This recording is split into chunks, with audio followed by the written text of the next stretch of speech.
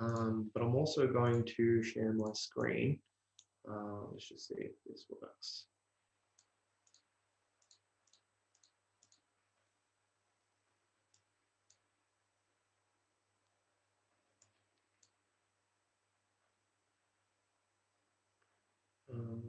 So give me one sec. Okay, so I can see you, Kathleen. Can everyone else see my screen as well?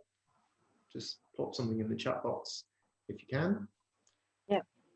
Awesome.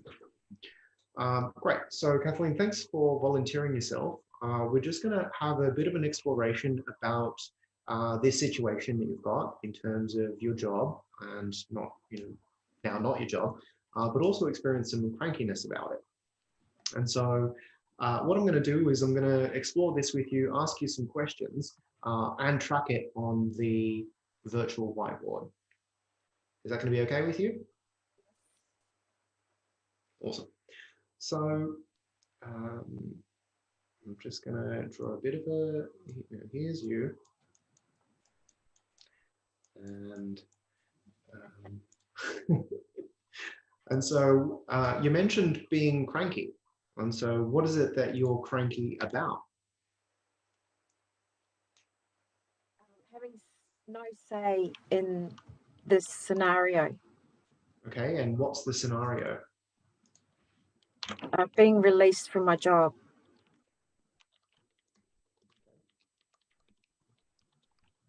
So, okay, so you've got no say in being released from your job. And so this is, released. And what does it mean to you that, you don't have a say in being released from your job? It's about fairness and procedure. Okay. And what do you mean by fairness?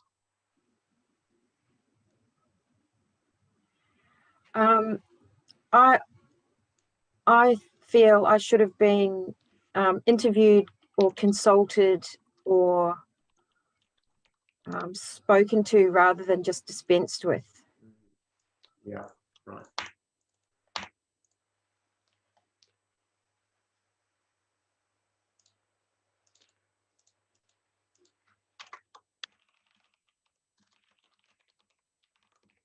And so what do you believe, Kathleen, about, that they didn't consult you and they dispensed you? What do you believe about that?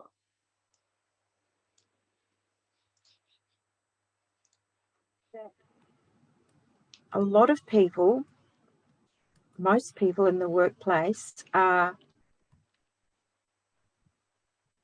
nasty and small-minded. Okay.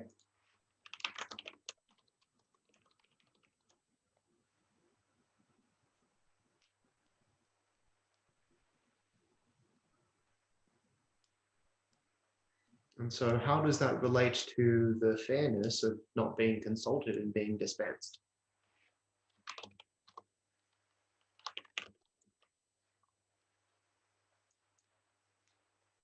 Because those people that are that dispensed with me are being less of a person than I would expect from myself. Okay.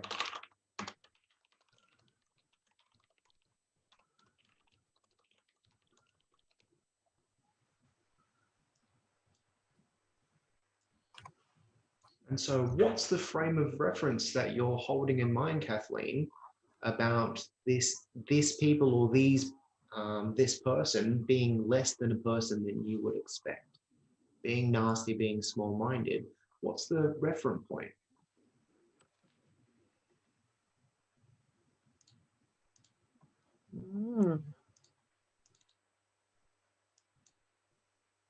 I'm not sure. I'm sure there is one, but I can't put my finger on it.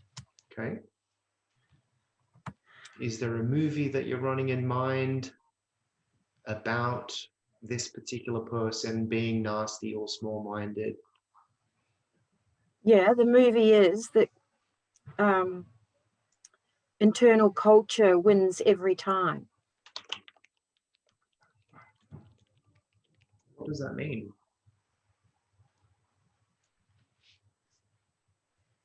If I was to be able to see this movie like you see it, to understand the internal culture wins every time, what would I see? What would I hear? What would I feel?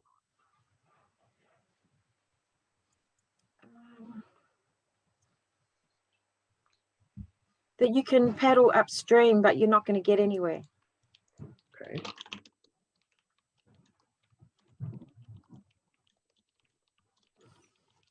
Is that a belief?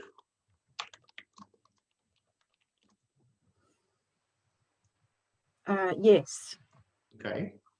So you believe that you can paddle upstream, but you're not going to get anywhere because of the internal culture. Yeah. What do you believe, excuse me, what do you believe about this belief?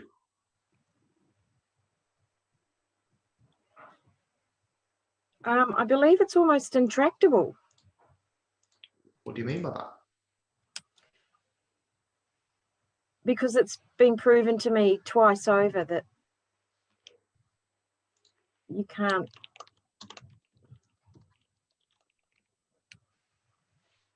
You can't what? That the Goliath usually wins. How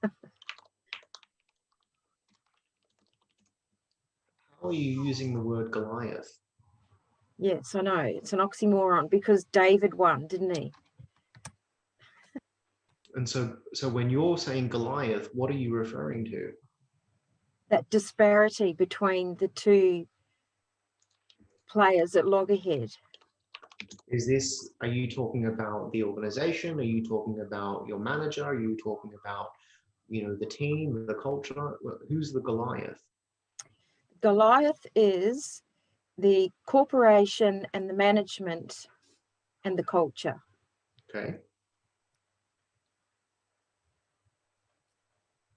And so it presupposes, so this disparity, that it's been proved to you twice over that the Goliath usually wins, presupposes you lost.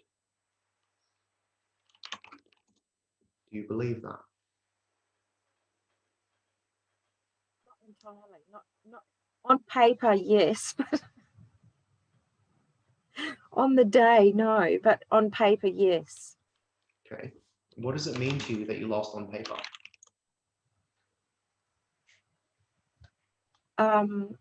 All those nasty labels like unemployed, get a job,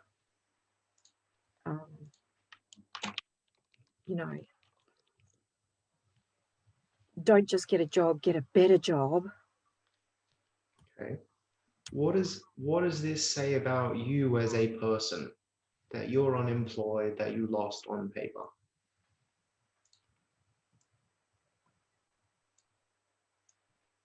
What does this say about you as a person?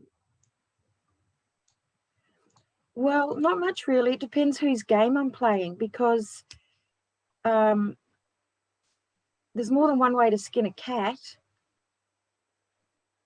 And if I can survive without the continuity and the linear processes that it's deemed we must have, then I'm still a survivor. Okay.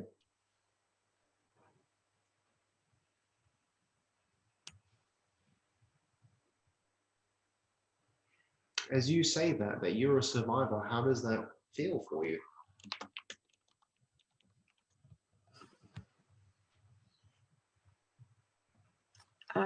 Well, you just have to. There's no point. You can't give up. Are you talking about me or talking about you? About me. Okay. And so how does it feel when you see yourself as a survivor? Yeah, it feels good. Is this how you've been seeing it before? Yes, no doubt. Okay. So where does the crankiness fit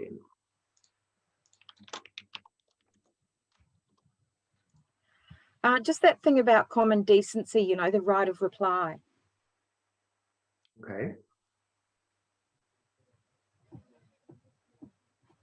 And so this comes back to this fairness that you should have been consulted rather than being dispensed. Most people are nasty and small-minded. They're being less than a person that you would expect yourself. The internal culture wins every time, and you can paddle upstream, and it's been proved to you twice over that Goliath wins and therefore you lose. Is that how you do crankiness?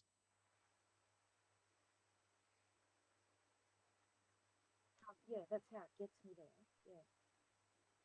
You just cut out for me. You cut out for a moment. I didn't quite hear that. Is that how? Yeah, that's how it gets me there. The Yeah, line up. yeah. So that's how you get yourself there. Hey, Yeah. what's the positive intention for you to think this way?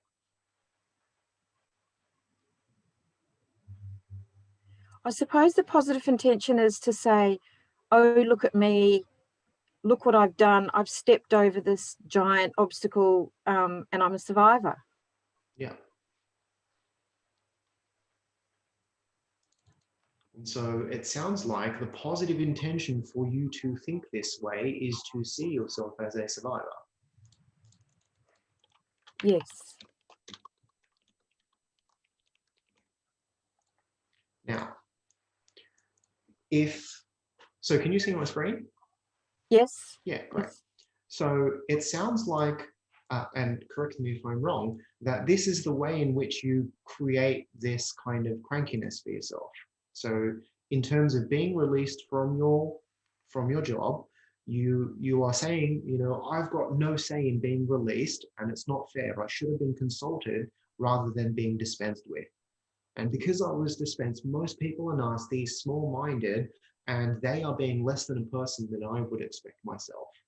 And really, the internal culture wins every time, that you can paddle upstream, but you're not going to get anywhere. And it's been proved to me twice over, Goliath wins and I lost. And so this is the experience that you get because you're going, I want to be a survivor, but you're getting cranky about it. And you're getting angry 5 weeks on. Is it serving you? Do you currently feel like a survivor when you're thinking about this 5 weeks later being angry about it? Serving me? No, it's filling in a little bit of time, that's all. But it doesn't serve me because I've already overcome that hurdle. I've already moved on, but it's just sort of ruminating. Yeah. And so what's the positive intention of ruminating on this? I suppose it's just going back and checking the details and saying, did that really happen? How could it happen? Why did it happen? Oh, shit, yeah, it's already happened.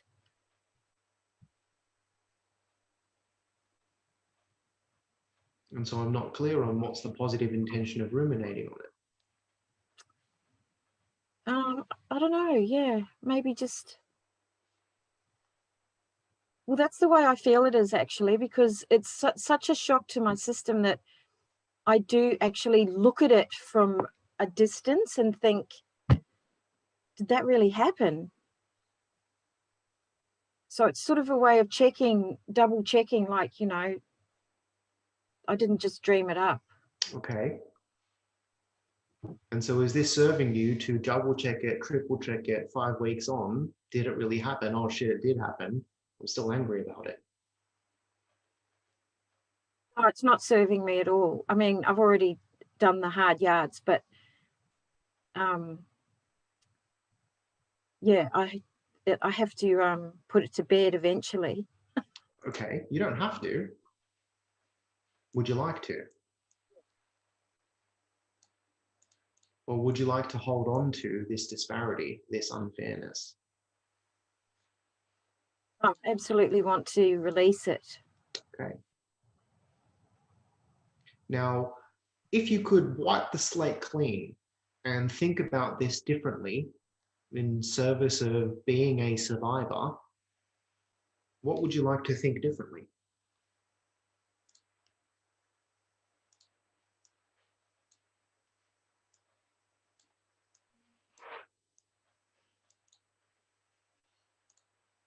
Well, I think I've already started to tackle that, in that I'm seeing that being a survivor is actually quite a malleable thing.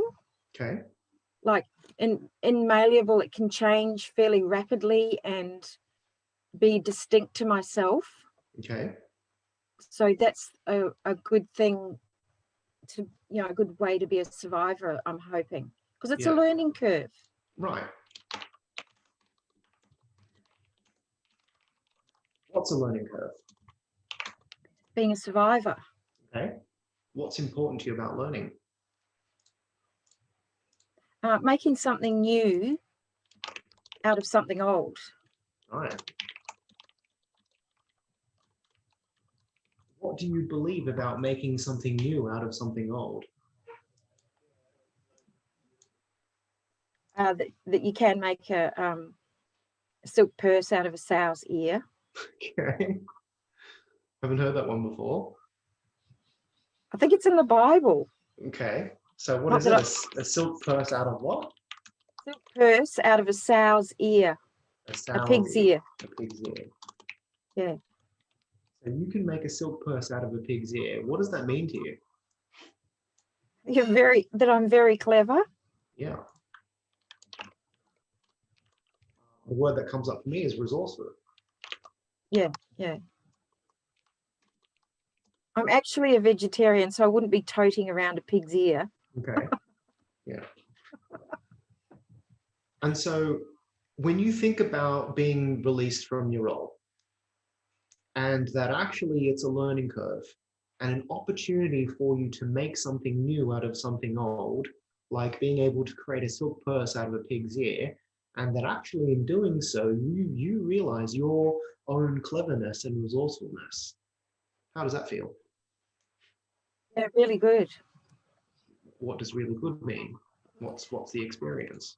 It feels empowering. Okay. Now, if you had a choice, because you do, Kathleen, would you rather feel cranky that you lost, that the internal culture won, or would you rather feel empowered because actually this is a learning curve and you get to make something new out of something old? Which one would you like to choose? Yeah, I've already chosen the learning curve, and I'm doing really well. Yeah. And so will you, anytime you find yourself being cranky or angry or annoyed, will you remember that actually this is a learning curve, an opportunity for you to make something new? Cool. Well, thank you so much for sharing, Kathleen. Really appreciate your honesty.